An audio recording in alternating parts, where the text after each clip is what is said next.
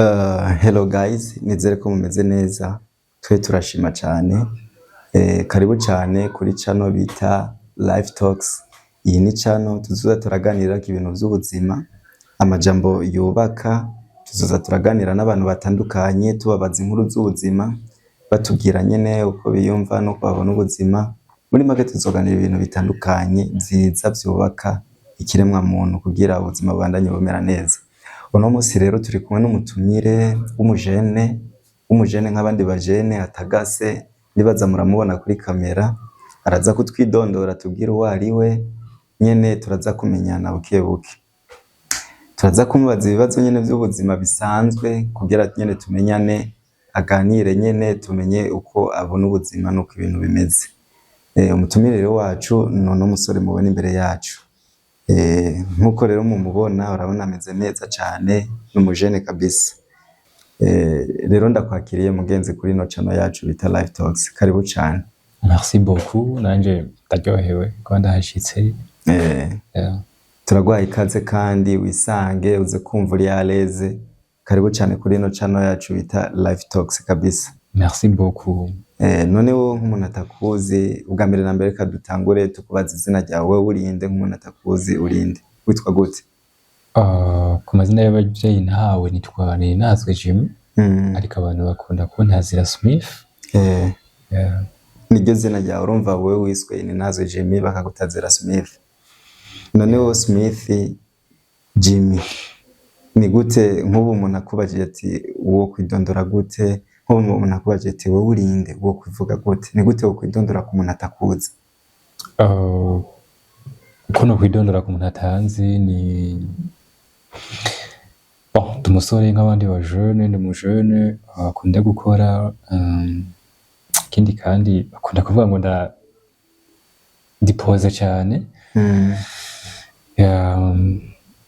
Ikindi kandi nizi ko mwakunda kuvuga amajambo make cyane. Ariko no kwisigura. Biraboneka vraiment kuko n'ukuntu uvuga urabona yuko uri pose kabisa. Uri umuntu nyene adapfivya avuze, kandi iyo ni karite nziza cyane nk'umuntu w'umuhungu kabisa. None Jimmy Ninazwe Smith, reka ndayavuge yose. Wewe wakuriye hehe? Nihe wavukiye? Wavukiye hehe? Wongera ukurira hehe? Navukiye nyine mu gisagara cya Bujumbura, nongera nkurira ngaha nyene. Wavukiye Bujumbura wongera ukurira mu gisagara cya Bujumbura. Urumva uri umutaonere kumwe bavuga ati uri mvukira yo mu gisagara. Je nk'akarero nkanje navuye ruguru, twe batwita ngo turaba ruguru. Gusa urumva yuko uri mvukira umujene wonganye mu gisagara. None wowe nka Jimmy wavukiye ngaha mu gisagara cya Bujumbura, ubwana bwawe bwari bumeze gute? Ubwana bwari butesa. Comme d'habitude abantu bose ubwana bwabo buryoshe. Hari n'abifuza kubusubiramo kubera ko baburyoshe, nta bintu byinshi urahura navyo mu buzima. Kandi ndibaza ku bantu bose bumeze neza. Okay, ndabitahura cyane kandi ni byiza sana. Twese ubwana bwacu urumva bwari bumeze neza vraiment. None ni giki wakunda cyane kera mu bwana? Ni giki kintu wumva ukunda ukiri umwana? Eske ico kintu wakunda ukiri umwana n'ubu ukigikunda? Nkiri umwana nakunda ibintu byinshi cyane. Nakunda gukina n'abandi bana of course. Ikindi kintu niyizi ko nakunda ibintu vya design, gucapa, ibintu byose bijanye na design, gucapa, gukina, gukora utuntu dutandukanye. Ko ndibuka yuko nari umuntu akunda gukora utuntu dutandukanye mu bintu, akora akantu abandi bana bakavuga ni keza. Ubwana bwanje bwari bwiza vraiment mu majambo make. Urumva uratubwiye yuko wakunda ibintu byinshi bitandukanye, kandi nivyo abana bose nuko bamera. Umwana wese uko ameze usanga afise utuntu yirukamwo. Nka twebwe twarakina ibintu biti vy'inkoho, tugakina amabiye n'ibindi byinshi bitandukanye. None ndakubaza ikintu kimwe, muri ivyo bintu wakunda ukiri umwana, hariho kimwe uba ukigikora ubu wakuze kuko urabona ubu urakuze kwanza ufise imyaka ingahe? Afise imyaka myinshi cyane. Okay, ntaco bitume sindakubariza imyaka, umugani w'abakobwa ngo nta mukobwa yivuga imyaka, naho uri umuhungu mugabo reka ndavyihoze muga ntari, gusa biraboneka yuko uri umuhungu akuze w'umujene w'umusore kandi ameze neza. None ndakubaze kandi wavuze yuko kera wari ufise ibintu vyinshi ukunda nyene nkuko abandi bana bamera, none muri ivyo bintu wakunda kera ukiri umwana hariho ivyo uba ugikunda n'ubu? Bon, ego birahari kuko si vyinshi, ariko si vyinshi cyane. Gusa ico naba nkikunda par exemple, nakuze n'umuntu akunda ibintu vya informatique cyane, ariko nivyo novuga ati n'ubu huye ntikunda canke nkikora ibintu bijanye n'ubuhinga bwa none. Nakuze nabifana cane, ariko ni vyinshi nakuze ariko nkunda, ariko ubuye nta kirimo cane canke ntabandanije nkunda. Ariko ico nico novuga ati cabandanije kindi nkikora gushika n'ubu. Urumva wowe uvuga yuko ukiri umwana kumwe nca ndavyumva direct, dufate ufise nka 12 nkuko barakunda ibintu vya informatique kandi n'ubu wakuze wageze mu myaka 20 na urumva uracakunda ibintu vya informatique. Ndavyumva cyane gose. None we nk'umuntu akunda ibintu vya informatique, n'uyuhe muntu aguha inspiration muri make mu buzima muzerekeye informatique nyine? Kubera iyo umuntu akunda ikintu aba afise umuntu arabira akavuga ati naka yarateye imbere kubera ibintu vya informatique. Ni nkande warabiyeko, nimba ari abavyeyi canke abagenzi canke aho wirirwa, n'uyuhe muntu aguha inspiration canke yaguha inspiration kuva ukiri umwana kugeza n'ubu muri ivyo bintu vyawe vya informatique wumva wakunze gusumba ibindi vyose wakoze ukiri umwana? En fait mvuze umuntu nyine umuntu nobambeshe, ariko ndi wa muntu yakuze nkunda ibintu ahubwo nkabona nimba ndiko ndaraba filime nkabona eske yakwinye gute, ibintu babikoze gute, genre ubuhinga bwakoresheje n'ubuhe. Ndi wa muntu aravye n'ikintu filme indirimbo navuga ati eske iki kintu cakozwe gute, canke televiziyo, radio canke satellite, nkavuga ibintu bifunctiona gute. Ndi wa muntu yakuze akunda ivyo bintu bikorwa gute, nshaka kumenya ukuntu bikorwa. Nibuka ko namenye telefone nkiri umwana cane kumenya kuyikoresha, ariko sinenze ngo nta muntu yabinyigishije, ariko imashini vyose bandi umuntu nyene yakuze ashaka kumenya ivyo bintu, ariko sinovuga ngo n'umuntu nifuje ku yanyaspiye, ariko nakuze ndi wa muntu ashaka kumenya iki kintu gikorwa gute. En plus ikintu kijanye na informatique cyane nacitaho gose. Ndi wa muntu yakuze ashaka kumenya ivyo bintu. En plus ngaca ndabikora, ugasanga ndiko ndabimenya hoyi byandi by'abana bafina, ugashaka kumenya iki kintu kandi ukifisa harya amaraso ashushe ukiri umwana.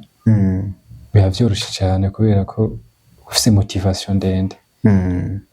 Urumva Jimmy Batazira Smith, urumva yuko ari umuntu iyo akunze ikintu urumva aragishira mu mutima wiwe wose n'umwete wiwe wose, kuburyo ico kintu agikora akagikorana ishaka.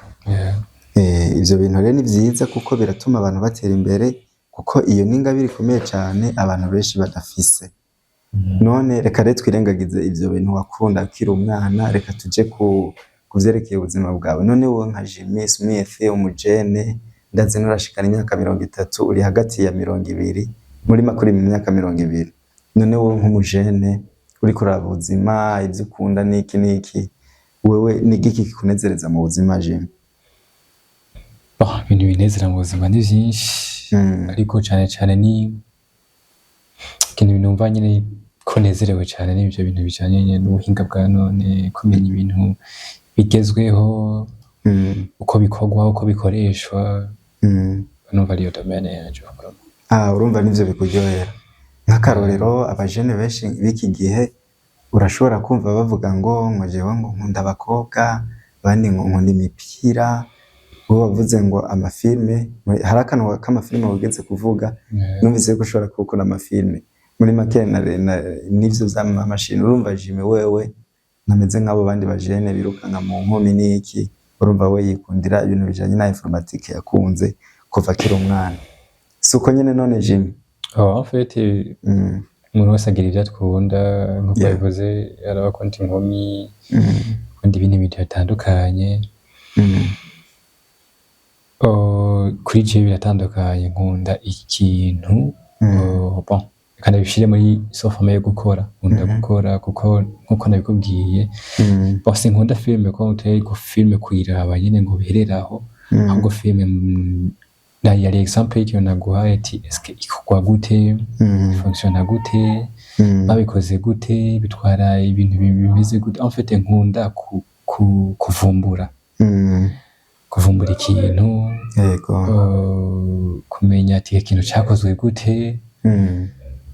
Nuko nobisigura. Okay. Ebana ndavyumva cyane, ndumva yuko uri umujene afise hari karaja, kandi ico ni kintu abajene b'iki gihe b'iki gihe ntaco bafise. Urumva ico kintu no kuzura gisengera ugishimira Imana ati Mana warakoze. Merci beaucoup. Yeah. None wowe nka Jimmy nakumvise uri umuntu ari pose, acagwa adasaragurika, biraboneka sivyo? None wowe Jimmy nabahe bantu ukunda kuba uri kumwe nabo? Kuko umuntu arafise uko aba ameze nuko akunda. Wowe nabahe bantu wumva wipfuza kuba uri kumwe nabo? Nabahe bantu uryoherwa uri kumwe nabo? Kuko umuntu wese aba afise nyene abantu bari prefere ku buzima bwiwe. We nabahe bantu wumva ukunda kuba uri kumwe nabo mu buzima? Abantu tukunda kuba turi kumwe mu buzima ndakunda abagenzi banje cyane. Kandi nabo tuba turi kumwe kenshi, kandi cyane cyane abaye bagenzi mu ngurana ubumenyi, muhanurana, ubwira imigambi yawe bakakumva, nawe bakubwira iwawe. En fait nkunda abagenzi ufite ikintu muhanurana, mushikana ku ntambwe kanaka, atari babandi baganira ibintu gusa ataco bimaze. Ariko ndakunda abantu mushobora kuganira kuri avenir, kuri kazoza, uko ibintu bizaba bimeze mu myaka kanaka iri imbere, même si n'ubu ndakunda abantu dufise ikintu duhanurana. Okay. Urumva yuko uri umuntu ari très sérieux cyane n'ubuzima, kandi ico ni ikintu ciza cyane. None wowe nka Jimmy wakuze ukunda ibintu byinshi nk'abana, hama ugakora ukunda ibintu by'imashini, n'ubu uracabikunda ibintu bijanye na informatique. Wavuze yuko uri umuntu akunda kuba uri kumwe n'abantu baganira ibintu by'ubuzima byubaka. Wavuze ibintu byinshi cyane. None wewe Jimmy Batazira Smith, ni zihe ntego ufise z'ubuzima bwawe? Basi mvuze intego sinzi kubitahura neza. Umuntu wese aba afise ikintu yipfuza kuzoshika ko muri kazoza. Ni kihe kintu wowe wumva umutima wa? Kuko umuntu wese yava kagera, nubwo abantu dufise ubutandukane bwinshi, umuntu wese aba afise ikintu afise mu mutima yipfuza gushika ko muri kazoza. None wowe nka Jimmy Smith, ni kihe kintu wewe mu buzima bwawe mu mutima wawe wumva ushaka gushika ko gusumba ibindi bintu byose byo ngaha kwisi? Ni kihe kintu? Ikibazo ciza. En fait ikintu nifuza cyane ni kugira ubuzima bwiza, comme d'habitude abantu bose ndibaza nico kintu bifuza. Kufise amafaranga yiwawe, gukora ibintu byose bikagenda neza. Nifuza ubuzima bwiza, kandi navyo ndiko ndabikorera. Kuko nimba wifuza ubuzima bwiza ntibwizana ibintu tora mwibarabara, birakorerwa, biraronderwa nk'abandi bajene bose benshi. Ivyo bifuza, kandi kubera Imana tuzobishikako. Okay. Urumva Jimmy ni umuntu yifuza iterambere muri kazoza kiwe, yifuza yuko ari umuntu azoba afise kuco yashitseko. Apana babandi bavuga ati, hari abarundi bakunda kuvuga, kwanza sinovuga ngo n'abarundi, hari abantu bamwe bakunda kuvuga ngo nyene ivyejo ngo bibara bejo. Muri make Jimmy ntari muri uwo mugwi w'abo bantu. Jimmy ni umuntu afise ico yifuza kuzogerako, kandi akaguma bikorera, akagumanisha mu buzima bwiwe bwa misi yose. Urumva yuko ari ibintu vyiza cyane gose. None wowe Jimmy ufise ibintu ushaka kuzoshikako nyene, ushaka ubuzima bwiza nk'abandi, muri ivyo bintu ukora vyawe vya misi yose, ni ikihe kintu kiguha motivation, kikumotiva kumva umengo uti nubwo bikimeze uko uno musi, kuko umuntu wese kuko aba afise ikintu ashaka kuzoshikako ejo, abavuga ati jewe ikintu kimpa motivation, kimpa inguvu zo gukora ni iki. None wowe nka Jimmy, ni ikihe kintu kikumotiva mu buzima bwa misi yose muri ivyo bintu ushaka gushikako ni iki?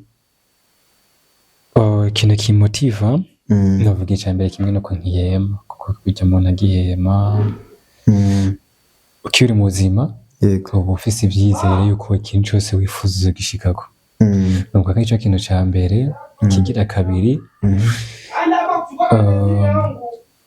aho ngeze ubuye hariho kera n'ubu biratandukanye. Hari ico maze gushikako, ko kera ntivyari bimeze nk'ubuye. Urumva bisigura ko nimba ari intambwe maze kugira kuva nkiri umwana, hari uko vyari bimeze. Uko nagiye ndakura hariho evolution kanaka nagiye ndashikako. Niyo mpamvu mvuga ati ndafise motivation yuko na muri futur hari ikindi kintu nzamaze gushikako gisumba ico maze kugerako pour le moment. Kandi kubera Imana tuzabishikako, kandi bazi ko ibintu vyose tubifashishwa n'Imana. Yego. Urumva kubera Imana vyose urumva ikintu kiguha icizere ni uko muri kahise uko wahora umeze kera siko kimeze uko. Kandi muri make ngerageje kumviriza uko wishuye kera n'ubu, ubu niho hari evolution. Muri make kuba harabaye aka evolution gatoya canke nimba ari na kanini, ico nico kikwizeza yuko no muri kazoza bizomera neza. Muri make ikintu kiguha ingufu zo gukora nuko wabonye ko vyose bishoboka yuko ushobora gutera imbere. None wowe Jimmy uri umuntu, kandi umuntu wese ngaha mu buzima aba afise ikintu atinya. None wowe nka Jimmy Smith, ni ikihe kintu kigutera ubwoba mu buzima? Ni ikihe kintu ca mbere uvuga ati iki kintu vraiment duhuye naco ndajugumira ndadegetwa? Ni ikihe kintu? Ego, abantu benshi baragira ibintu batinya, ariko je gushika ngaha sindabona ikintu ntinya bro. Sindabona ikintu ntinya. Ico bikoze gusa ndubaha ikintu kanaka, ndubaha abantu bankurira, ndubaha abantu bafise ibintu bashitseko, kuko nashaka gushika ku bintu kanaka. Ariko hageze gutinya vraiment, ikintu navuga ati naba ntinya ni gufailing. Ico kintu navuga ati uri umugabo. Yego, kubera ko burya umuntu yariko arapanga ikintu bigapfa, umuntu wese peut-être ko ashobora kuba bitinya. Nico navuga. Bisigaye vyose nibisanzwe. Urumva wowe nk'umuntu w'umugabo w'umusore afise umutima ukomeye, wumvise umuntu atinya gufailinga gusa, uwo muntu aba afise mindset iri hejuru cane. Uri umugabo. Okay, none wowe nka Jimmy, nubwo wavuze ngo muri make ico utinya, hafi y'abantu bose ico kintu baragitinya, nta muntu yifuza kunanirwa. Muri make kunanirwa ni ikintu umuntu wese atokwifuza. Sawa, ivyo navyumvise ko ari ico kintu ca mbere kigutera ubwoba. None wewe nka Jimmy, imyaka ni myinshi, kuva ku mwaka wa mbere ukiri umwana ugakura, uri umugabo urakuze, uranura umusore ageze mu myaka yo hejuru, sivyo? Ni iki kintu ca mbere gikomeye mu buzima bwawe wahuye naco, ikintu uvuga ati iki kintu mu buzima twarahuye naco numva vraiment iki kintu kirankomereye? Nyine ikintu ca mbere wahuye naco cakugoye cyane, uvuga ati iki kintu kirankomereye cyane, ni ikihe kintu coba carakugoye mu buzima? Ikintu navuga ati coba carangoye mu buzima, burya ikintu kigoye mu buzima no kwimenya. Kwimenya, ukamenya ndinde, nifuza iki, nshaka iki, eske noshika kuki, kumenya uri wo kwiyakira. Kuko umaze kwimenya niho ushobora kuvuga ati nifuza gushika aha. Kuko abantu benshi nico kintu kibabuze. Yeah. Umaze kwitahura bisigaye byose bigenda neza kuravuga ati okay nditahuye ndi kanaka ese kanaka rero ashaka iki yifuza gushika kuki nicyo kintu cangoye navuga ati cangoye kumenya ariko iyo umaze kukimenya bisigaye byose bica byoroha. Urumva Jimmy yarimenye niko twobivuga. Yego ico kintu uvuze ako kantu n'akantu k'ubwenge kabisa kuko umuntu arashobora kubaho agakura akagera mu myaka y'ubusore 17 18 inyuma ya 18 urumva umuntu abaye umugabo mu mategeko y'u Burundi bavuga yuko umuntu agejeje imyaka 18 abageze gufungwa abageze kuzana umugore muri makaba yabaye umugabo sivyo arafata responsabilité z'ubuzima. Rero kuva kuri 18 hari abantu bashobora kugera no mu myaka 40 bakanayirenza batarimenya mugabo ko waragiriwe ubuntu ico ni ikintu ciza kandi urumva ko ari intambwe kandi ico kintu abantu bose bacigire kuko kirakomeye cyane. Jimmy turakomeje kuganira nje na wewe muri make ikiganiro kimeze neza cyane kandi uri kurishura ibibazo neza vraiment nk'umuntu ari mature kandi ari afise ubwenge vraiment uri pose uri umuntu muri make uri wa muhungu abantu bose bokwifuza kumera nkawe kuko umeze neza vraiment uratombereye mu buzima. None Jimmy ndakubaze ikintu kimwe ni kihe kintu coba carakwigishije mu buzima ukavuga ati iki kintu jewe mu kanya woroheje kuvuga ikintu wahuye naco kirakugora none ni kihe kintu uba warahuye naco mu buzima kirakwigisha kiguha inyigisho uravuga ati je kukuntu narimeze uno munsi iki kintu kiranyigishije kuva uno munsi singiye kumera nkuko nawe warameze ni kihe kintu coba carakwigishije mu buzima ni kihe kintu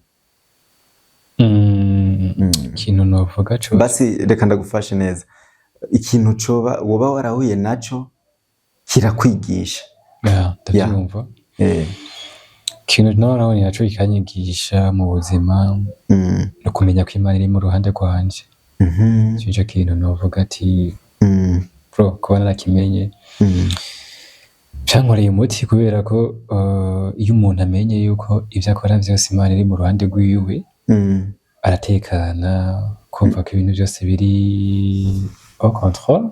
Yego ndibaza ko ari cyo kintu kibakwiye kuba motivation ku bantu bose uzi neza yuko ico ikorakora Imana iri kumwe nawe iri mu ruhande rwawe kuko Imana itwifuriza ivyiza iterambere of course ico kintu catumye numva yuko campindura ubuzima nkumva kandi ko ntekanye ibintu byose ndiko ndakora. Yego none wowe nka Jimmy nk'umujene agifise ibintu ashaka gushikako urumva urafise aho ushaka kugera kandi ndabona yuko ufise ishaka ryo kubandanya wowe none ni kihe kintu ukiriko urakomeza kugorora mu buzima bwawe ni kihe kintu ukigorora mu buzima bwawe?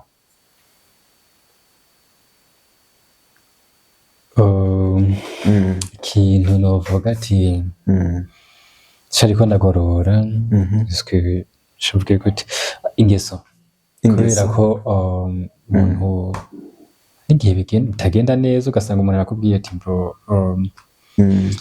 akantu si sawa iki niki kuko uko umuntu agenda arakura niko agenda ariga ibintu byinshi bitandukanye nta ari perfect hari akantu ushobora kuvuga ati bo kamema ahantu si sawa kadahagorore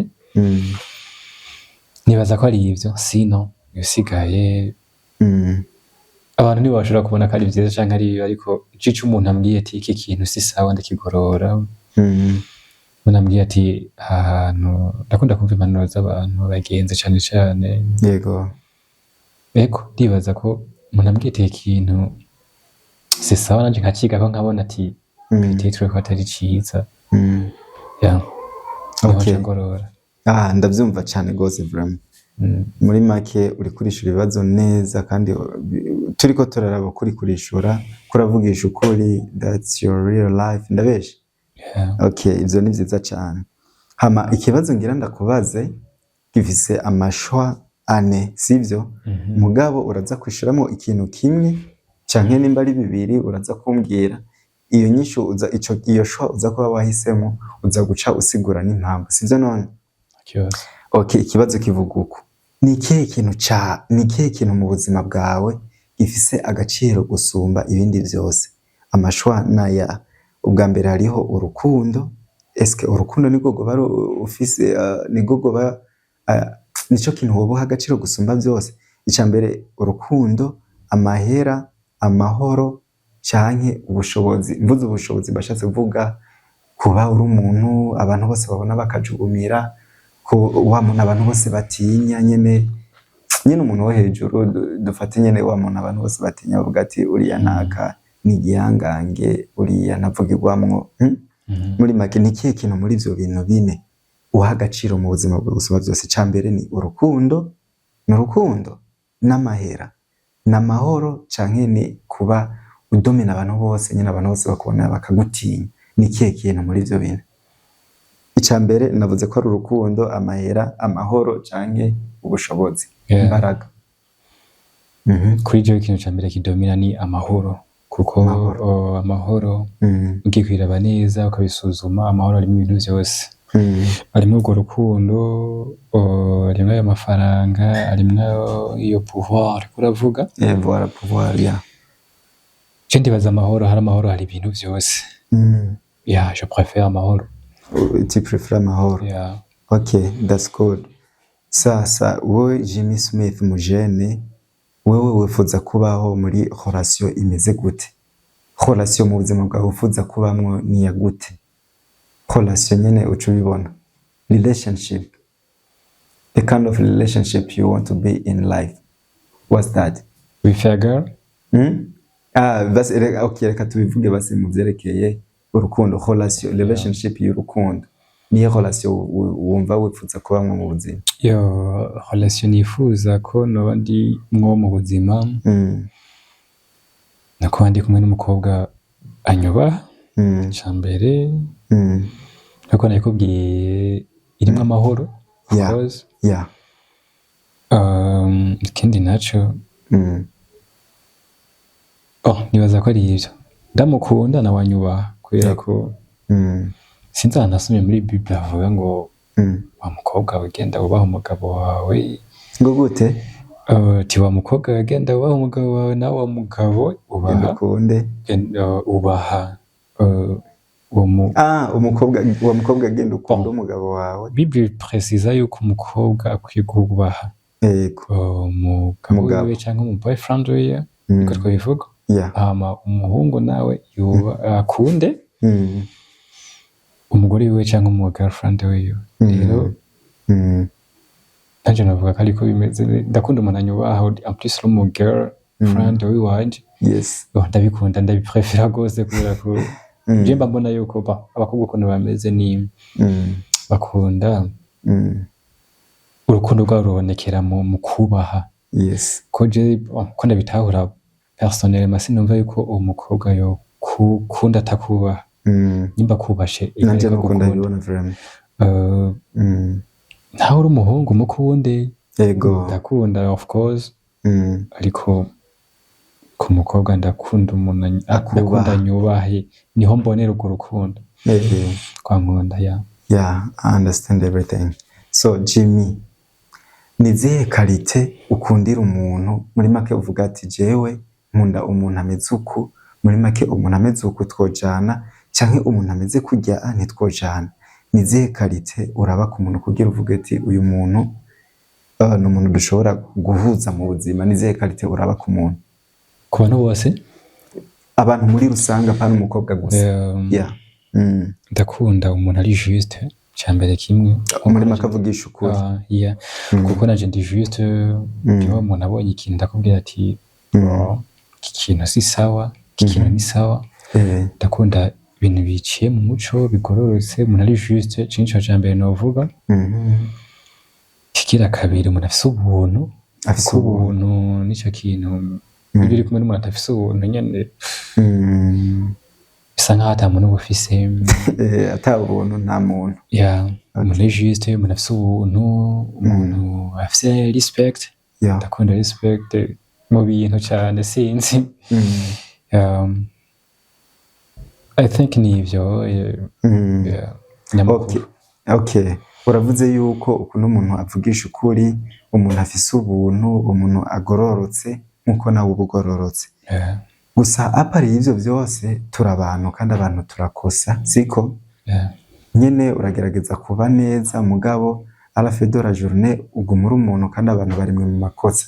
None wowe kubera ko uzi yuko abantu ko bimeze kose abantu baracumura kandi barakora amakosa, ni ibihe bintu ushobora gutorera ku muntu kugira ngo mubandanye muri abagenzi? Ni kihe kintu ushobora gutorera ukavuga ati nyene nubwo yambabaje ibi ndabitorera biriya sindabitorera, rero nshaka ungire nizihe karite ushobora gutorera ku muntu ukavuga ati biriya ndamwihanganiye, nizihe karite?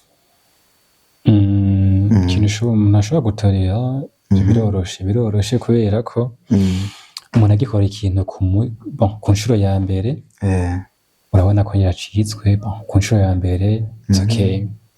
Ku nshuro ya kabiri naho nyine it's okay kubera ko inshuro ya mbere ya kabiri je pense ko ataco biba bitwaye ku muntu ari wese. Ariko umuntu iyo umaze kubona iki kintu amaze gukora 3 fois 4 fois 5 fois ukabona ko ari umugenzo, urumva bari ushobora kuvuga ati quand même umuntu ariko exagera.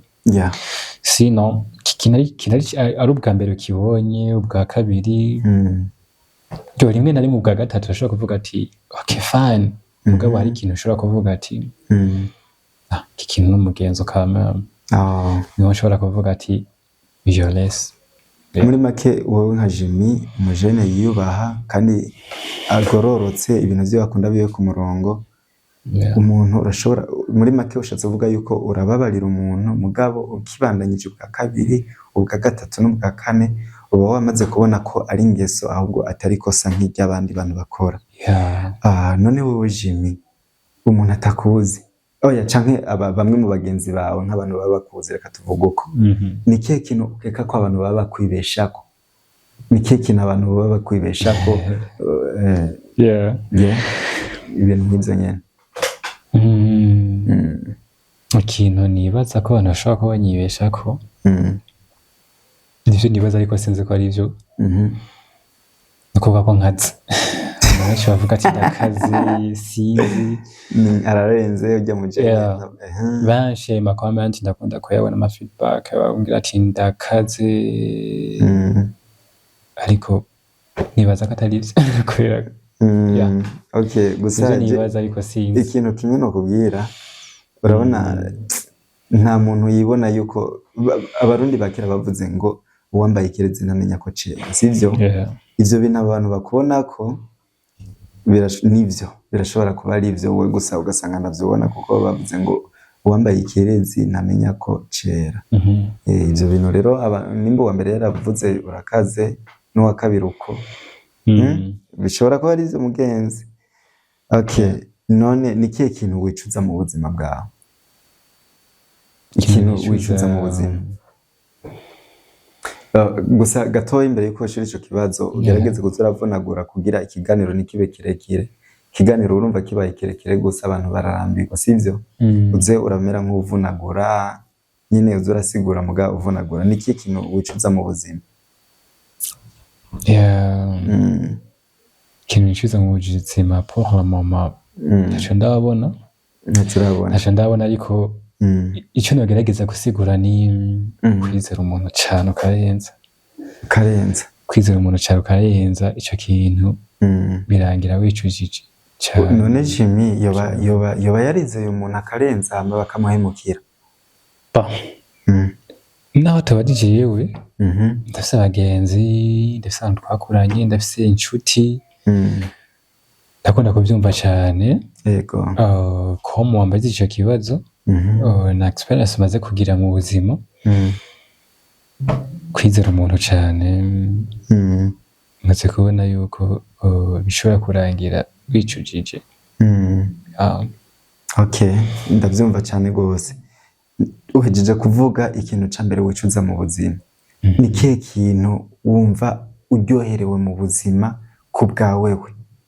Reka ndabivuge mu Congereza ngira ngo nivuze what is, sivyo? What are you most proud of?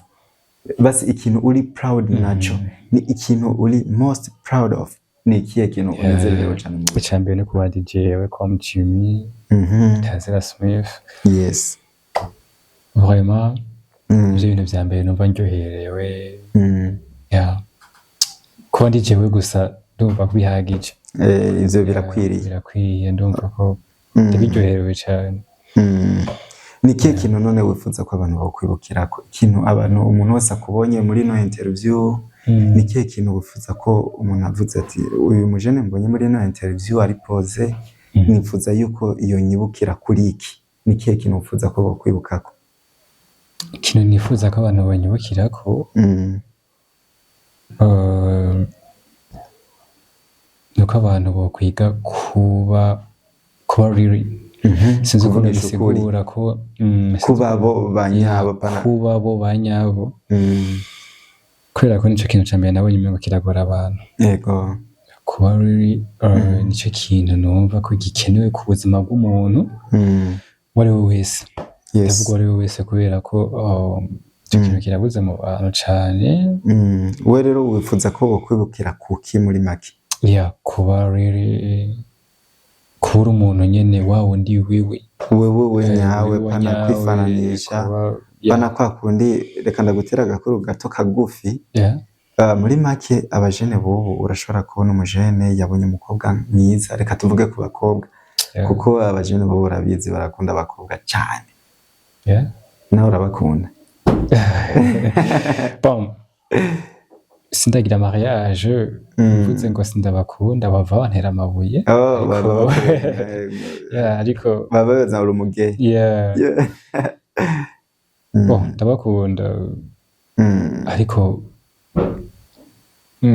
ndifuza ko nzogira naje umuntu umwe nkunda twizerana tukagira mariage tukashikana ku maprojet yose nifuza nkuko rero ndabibuze ko ngira ndagutera inkuru abajene b'iki gihe urumva nk'ubu barakunda abakobwa barabibona nyine uko bimeze iki gihe sivyo 2026 urabona abajene baraguruka nubeya umujene arashobora kubona umukobwa akavuga ati uriya mukobwa ni next level kabisa arandenze sasa rero akavuga ati uriya mwana kugira ndamwatake fresh anyemere reka ndamwizeza ibitangaza ko mfise amahera ibiki n'ibiki muri make ivyo bintu urumva ko atari sawa we none nka wewe nawe uba umeze nk'uko wowe uri muri uwo mugwi w'abantu bameze uko uri muri uwo mugwi urumva wowe muri make bimwe ariko uravuga yuko uri ugororotse ukunda ukuri ukunda abantu bakumenye nk'uko uri muri make we nturi muri uwo mugwi ivyo ni bibi no kuba bigirana abantu ko biheba kubera ko umuntu nyimba yifuza ko muzomarana igihe reka ariko ivyo umubesha arabibona fin of nico gituma rero umuntu azi ikintu ashaka ico akeneye canke uwo muntu akeneye ko bazomarana igihe kirekire ntiwoza kubesha kubera kubesha ikinyoma kimara umunsi n'ikimara umwaka voilà iryo rikaba ijambo ry'ikirundi umugani w'ikirundi none Jimmy Smith ni nahazwe wewe nk'ubu ikintu nk'ubu bikunze ko wohindura ikintu kimwe mu buzima ukeneye guhindura ikintu kimwe mu buzima ni ikihe kintu ubona ko wohindura ku buzima bwawe ikintu nohindura yego ikintu nohindura gushika ubu ntaco ndabona kese nabimbwiye abantu ariko gushika ubu ntaco mbona pe ntaco mbona sawa nari ndakubajije ikintu ushobora guhindura mu buzima sawa reka tuje muri kahise kawe ukiri umwana wowe nk'ubu uwo gusubiza ku myaka yawe kera ukifise nk'imyaka dufate nka 10 reka tuvuge kenza kuko kenza umuntu aba yamaze kugira ubwenge siko ubutanguye gukura niye manuro wo kwihakera wewe ugifise kenza nk'ubu uwo gusubiza kuri kenza nyene cyangwa ukiri muri secondaire ufise kenza uwo gutereka hajya ugaca wisangaho ukagira time travel kisanga ari nikiye kintu wendura ku buzima bwawe kera ukiri kenza niye manuro wa uriya wewe wa kera uriya Jimmy wa kenza kintu no kwihanura kiya gihe nk'abandi bajone bose canke nk'abandi bana bose ugifise ahantu kiri ugifise kwiyo myaka uba ufise ama opportunité menshi gose kintu kuyana no kuyavyaza umusaruro kubera ko ndibuka ko ico gihe nari mfise ama opportunité menshi nk'abandi bajene bose canke nk'abandi bana bose peut-être ariko nabivuga ukiri umwana uba ufise opportunité twinshi yes ariko ntabyo ubuzi ibija mbere ntubuzi uko bigenza uburaho nyene kiri wa mwana w'abavyeyi utimvira kure gose je pense ko ari impanuro nokwiha ama opportunité nari mfise ico gihe muri ya mwana wahariyaye nivyaza umusaruro. Okay. Monsieur Jimmy Ininahazwe Batazira Smith, ikiganiro cacu gisa nikigeze ku musozo mugabo imbere yuko dukorotira canke dusezera abadukurikirana n'imbere yuko ndagushimira kuba waje kuri ino TV yacu Live Talks, nagira ndakubaza hari ikintu ntoba ntakubajije hari ikintu noba ntakubajije wifuza gushikiriza abantu bariko baragukurikirana coba gihari nyene nk'ikintu noba ntakubajije muga kikaba kiri ku mutima ukavuga ati iki kintu ndashaka ko abantu bakimenya coba gihari nimba gihari ni iki? I think ibintu byose wabimbajije ariko nk'akajambo notekerera tubaza abajene bagenzi biwanje yego niko twagira one love tugakundana tugasenyera ku mugozi umwe tukubahana en fait tugashigikirana mu guteza imbere igihugu kuko igihugu kiradukeneye of course nkuko bakunda kubivuga mu mvugo nitwe Burundi bw'ejo. Yes. Iyo yimba yitwe Burundi bw'ejo tudakundanye twahashika ariko dufatanije dufise inguvu nyinshi kwa abajene twoteza imbere igihugu twagira uruhare rurerure mu guteza imbere igihugu no guteza imbere amafamiye yacu kuko amafamiye yacu yatubaye hafi tukiri batoya gushika aha tugeze rero twogira uruhare rurerure mu guteza imbere igihugu mu guteza imbere amafamiye yacu tuvamwo ibintu cyose bikagenda neza nivyo. Jimmy Smith Ininahazwe imvukira y'Ibujumbura igakorera Ibujumbura nubu akaba bibujumbura akunda ibintu bya informatique kuva mu bwana bwiwe nubu akaba akibikunda yatubwiye ko ari umujene afise intumbero z'ubuzima hama mu zerekeye ivyifuzo vyiwe byo kubaka arifuza kuzoba bafise umukobwa umwe canke umukenyezi umwe bakundana bakabandanya n'ubuzima.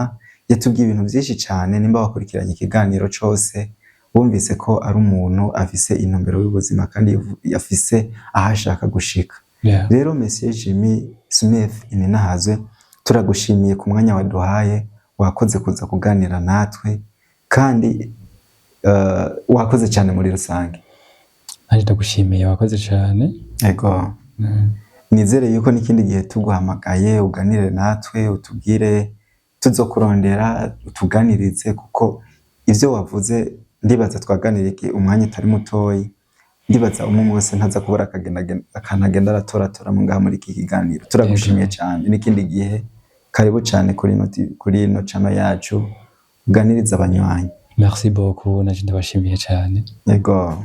Sasa merci. Hama rero ko umuntu yakurikiranye kino kiganiro nimba utarafyonda s'abone ufyonde kuri subscribe uzazurabona ibiganiro byinshi bitandukanye tuzaturaganira ibintu byigisha inyigisho nimba umuntu afise icyo ashaka gushikako ibintu by'ubuzima inzira niyi rero fyonda subscribe kugira ngo uzazurabona ibiganiro bikurikira tuzoze urabona ibintu by'ubuzima. Mwakoze cyane kudukurikirana. Jimmy ibihe byiza. Merci beaucoup. Okay.